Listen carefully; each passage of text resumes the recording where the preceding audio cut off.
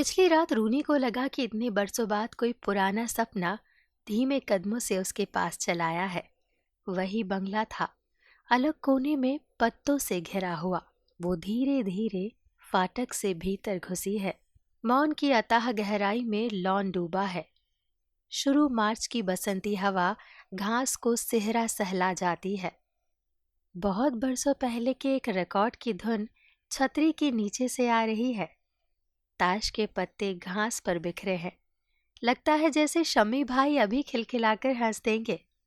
और आप, बरसों पहले जिनका नाम जेली था, बंगले के पिछवाड़े क्यारियों को खोदते हुए पूछेंगी, रूनी जरा मेरे हाथों को तो देख, कितने लाल हो गए हैं।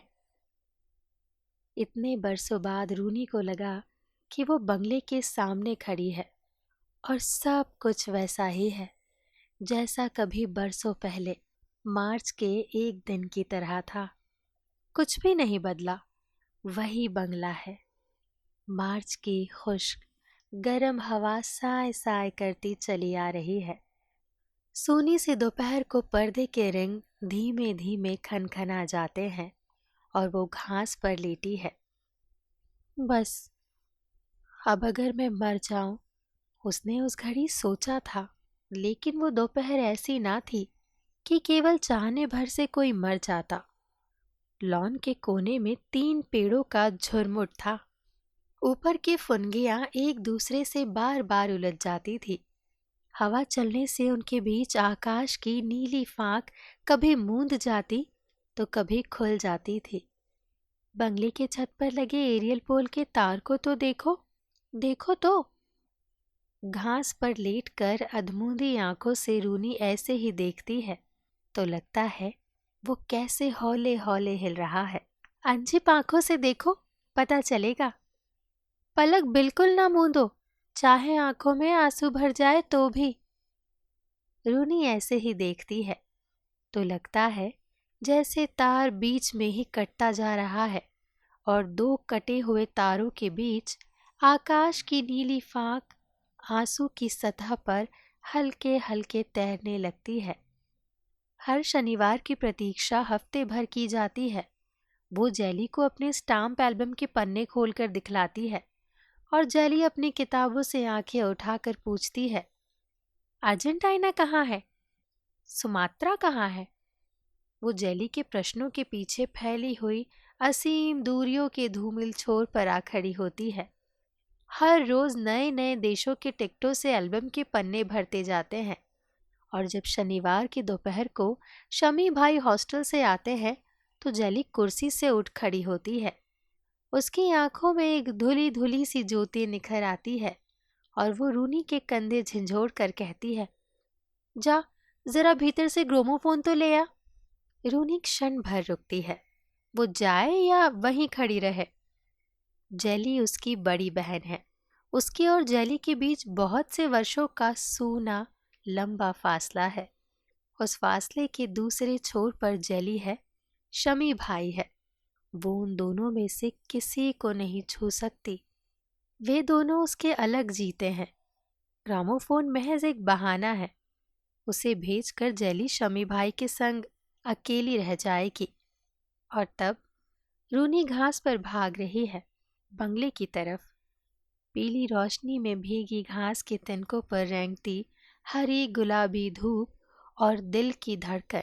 हवा, दूर की हवा के मटियाले पंख एरियल पोल को सहला जाते हैं। सर सर और गिरती हुई लहरों की तरह झाड़ियां झुक जाती है। आंखों से फिसलकर वो बूंद पलकों की छाह में कांपती है, जैसे वो दिल की धड़कन है जो पानी में उतर आई है। शमी भाई जब हॉस्टल से आते हैं तो वे सब उस शाम लॉन के बीचों बीच कैनवास की पैराशूट नुमा छतरी के नीचे बैठते हैं। ग्रामोफोन पुराने जमाने का है। शमी भाई हर रिकॉर्ड के बाद चाबी देते हैं। जेली सुई बदलती है और रूनी चुपचाप चाय पीती रहती है। जब कभी हवा का कोई तेज झोंका आता है तो छतरी धीरे धीरे डोलने लगती है। उसकी छाया चाय के बर्तनों, टिकोजी और जेली के सुनहरे बालों को हल्के से बुहार जाती है। और रूनी को लगता है कि किसी दिन हवा का इतना जबरदस्त झोंका आएगा कि छतरी धड़ाम से नीचे आ गिरेगी और वे तीनों उसके नीचे दब मरेंगे। शमी भाई जब अपने हॉस्टल की बातें बताते हैं तो वो और जेली विस्मय और कौतूहल से टुकर टुकर उनके चेहरे, उनके हिलते हुए होठों को निहारती है। रिश्ते में शमी भाई चाहे उनके कोई ना लगते हो, किंतु उनसे जान पहचान इतनी पुरानी है कि अपने पराये का अंतर कभी उनके बीच आया हो याद नहीं पड़ता। हॉस्टल में जाने से पहले जब वो इस शहर में आए थे तो अब्बा के कहने पर कुछ दिन उन्हीं के घर रहे थे।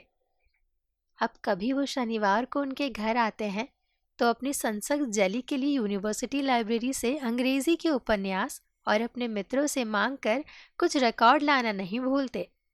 आज इतने बरसों बाद भी जब उसे शमी भाई के दिए हुए अजीब गरीब नाम याद आते हैं तो हंसी आए बिना नहीं रहती। उनकी नौकरानी मेहरू के नाम को 4 चांद लगाकर शमी भाई ने उसे कब सदियों पहले की सुकुमार शहजादी मेहरुनिसा बना दिया, कोई नहीं जानता। वो रेहान से रूनी हो गई और आपा पहले बेबी बनी, उसके बाद जली आइसक्रीम और आखिर में बेचारी सिर्फ जली बनकर रह गई।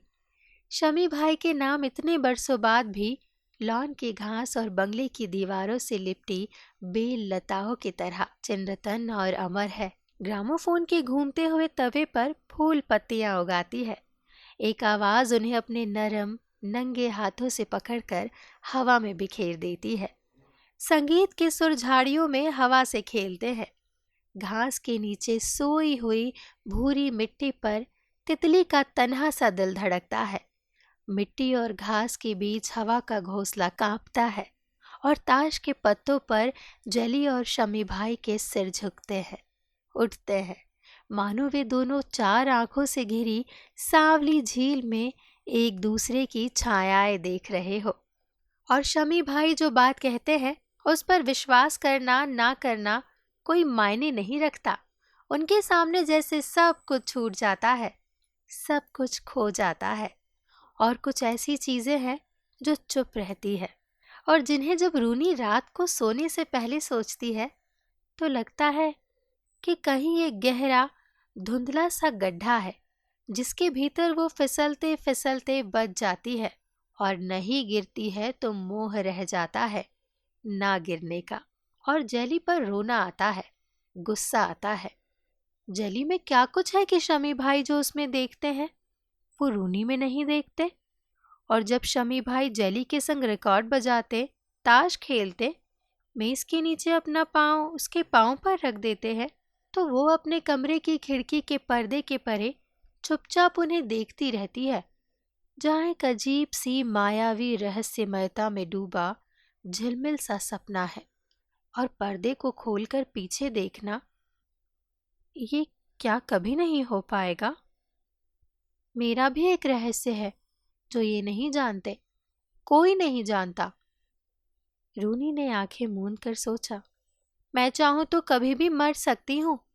उन 3 पेड़ों के झुरमुट के पीछे ठंडी गीली घास पर, जहां से हवा में डोलता हुआ एरियल पूल दिखाई देता है। हवा में उड़ती हुई शमी भाई की टाई, उनका हाथ जिसकी हर उंगली के नीचे कोमल सफेद खाल पर लाल लाल से गड्ढे उभर आए थे, छोटे छोटे चांद से गड्ढे जिन्हें अगर छुओ, मुट्ठी में भींचो, हल्के हल्के से सहलाओ तो कैसा लगेगा? सच कैसा लगेगा? किंतु शमी भाई को नहीं मालूम कि वो उनके हाथ को देख रही है, ठंडी हवा में उड़ती हुई उनकी टाई, उनकी झिपझिपाती आंखों को देख रही है। ऐसा क्यों लगता है कि एक अपरिचित डर की खट्टी खट्टी सी खुशबू उसे अपने में धीरे धीरे घेर रही है। उसके शरीर के एक एक अंग की गांठ खुलती जा रही है। मन रुक जाता है और लगता है कि लॉन के बाहर निकलकर वो धरती के अंतिम छोर तक आ गई है और उसके परे केवल दिल की धड़कन है, जिसे सुनकर उसका सिर चकराने लगता है। क्या उसके संग ही ये होता है या जली के संग भी? तुम्हारी एल्बम कहाँ है? शमी भाई धीरे से उसके सामने आकर खड़े हो गए। उसने घबराकर शमी भाई की ओर देखा। वो मुस्कुरा रहे थे। जानती हो इसमें क्या है? शमी भाई ने उसके कंधे पर हाथ रख दिया। रूनी का दिल धौंकने की तरह धड़कने लगा। शायद शमी भाई वही बात कहने वाले हैं जिसे वो अकेले में रात को सोने से पहले कई बार मन ही मन सोच चुकी है। शायद इस लिफाफे के भीतर एक पत्र है जो शमी भाई ने चुपके से उसके लिए, केवल उसके लिए लिखा है। उसकी गर्दन के नीचे फ्रॉक के भीतर से ऊपर उठती हुई कच्ची सी गोलाइयों में मीठी मीठी सी सुइयां चुभ रही है, मानो शमी भाई की आवाज ने उसकी नंगी पसलियों को हौले से उमेट दिया हो। उसे लगा चाय की केतली की टिकोजी पर जो लाल नीली मछलियां काढ़ी गई है वे अभी उछलकर हवा में तैरने लगेंगी और शमी भाई सब कुछ समझ जाएंगे। उनसे कुछ भी ना छिपा रहेगा। शमी ने वो नीला लिफाफा मेज पर रख दिया और उसमें से टिकट निकालकर मेज पर बिखेर दिया। ये तुम्हारी एल्बम के लिए है। वो एकाएक कुछ समझ नहीं सकी। उसे लगा जैसे उसके गले में कुछ फंस गया है और उसकी पहली और दूसरी सांस के बीच एक खाली अंधेरी खाई खुलती जा रही है। जेली, जो माली के फावड़े से क्यारी खोदने में जुटी थी, उसके पास आकर खड़ी हो गई और अपनी हथेली हवा में फैलाकर बोली, देख रूनी, मेरे हाथ कितने लाल हो गए हैं। रूनी ने अपना मुंह फेर लिया। वो रोएगी, बिल्कुल रोएगी, चाहे जो कुछ हो जाए। चाय खत्म हो गई थी। पैरोनिसा ताश के ग्रामोफोन भीतर ले गई और जाते जाते कह गई कि अब्बा उन सबको भीतर आने के लिए कह रहे हैं, किंतु रात होने में अभी देर थी और शनिवार को इतनी जल्दी भीतर जाने के लिए किसी के मन में कोई उत्साह नहीं था। शमी ने सुझाव दिया कि वे कुछ देर के लिए वाटर रिजर्वायर तक घूमने चले। उस प्रस्ताव पर किसी को कोई आपत्ति नहीं थी और वे कुछ ही मिनटों में बंगले की सीमा पार करके मैदान की उबड़-खाबड़ जमीन पर चलने लगे। चारों ओर दूर दूर तक भूरी सूखी मिट्टी के ऊंचे नीचे टीलों और टूहों के बीच बेरों की झाड़ियां थी। छोटी छोटी चट्टानों के बीच सूखी घास उगाई थी।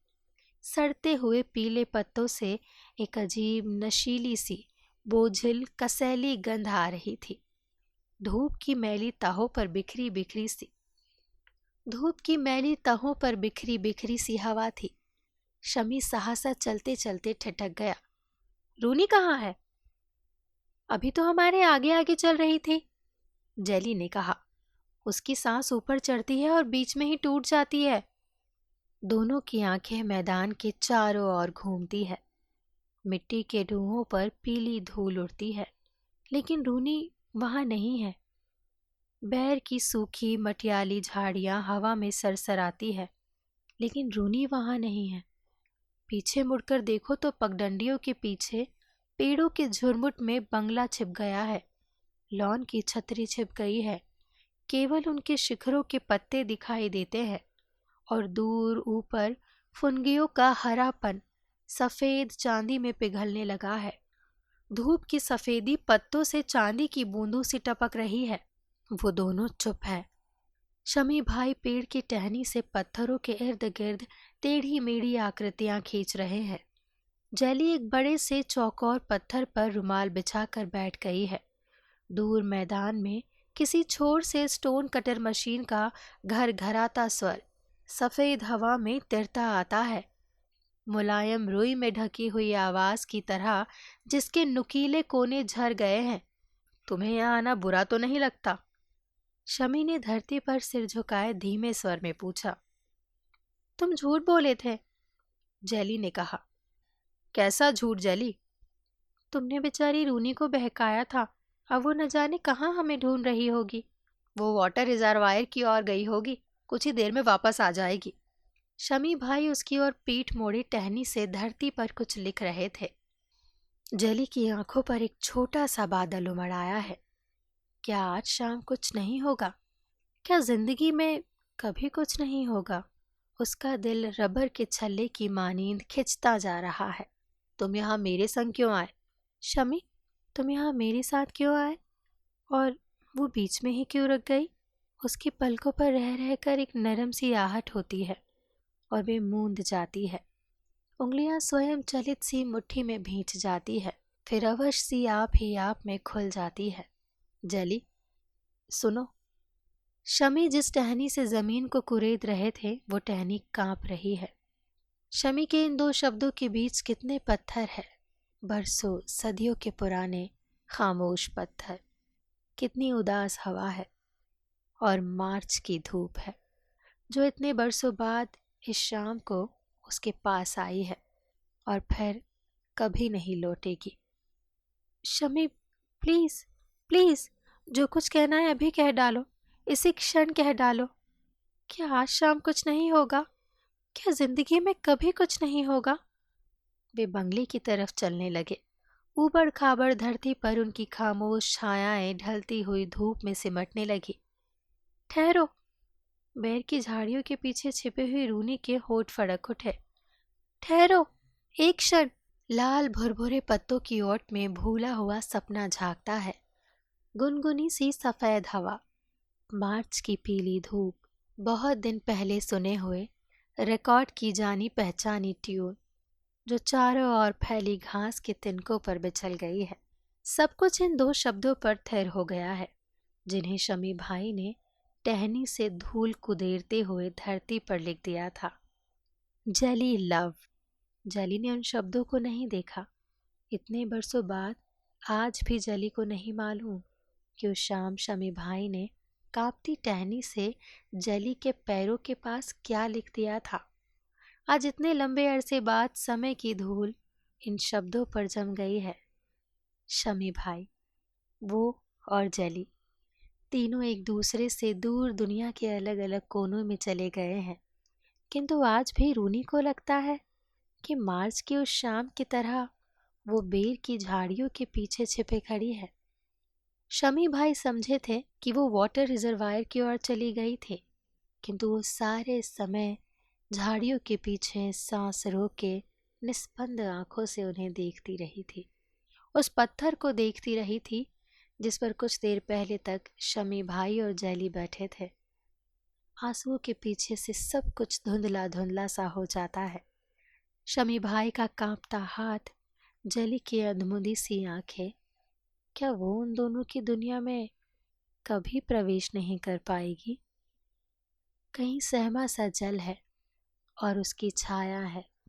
उसने अपने आप को देखा है और आंखें मूंद ली है। उस शाम की धूप के परे एक हल्का सा दर्द है, आकाश के उस नीले टुकड़े की तरह जो आंसू के एक कतरे में ढरक आया था। इस शाम से परे बरसों तक स्मृति का उद्भ्रांत पाखी किसी सूनी घड़ी में ढकी हुई उस धूल पर मंडराता रहेगा जहां केवल इतना भर लिखा है, जली लव। उस रात जब उनके नौकरानी मेहरुनिसा छोटी बीवी के कमरे में गई तो स्तंभित सी खड़ी रह गई। उसने रूनी को पहले कभी ऐसे ना देखा था। छोटी बीवी आज अभी से सो गई? मेहरू ने बिस्तर के पास आकर कहा। रूनी चुपचाप आंखें मूंद लेती है। मेहरू और पास खिसक गई, धीरे से उसके माथे को सहलाया। छोटी बीबी, क्या बात है? और तब रूनी ने अपनी पलकें उठा ली, छत की ओर एक लंबे क्षण तक देखती रही। उसके पीले चेहरे पर एक रेखा खिंचाई, मानो वो एक दहलीज हो जिसके पीछे बचपन सदा के लिए छूट गया हो। मेहरू, बत्ती बुझा दे, उसने संयंत्र निर्विकार स्वर में कहा। देखती नहीं मैं मर गई हूं?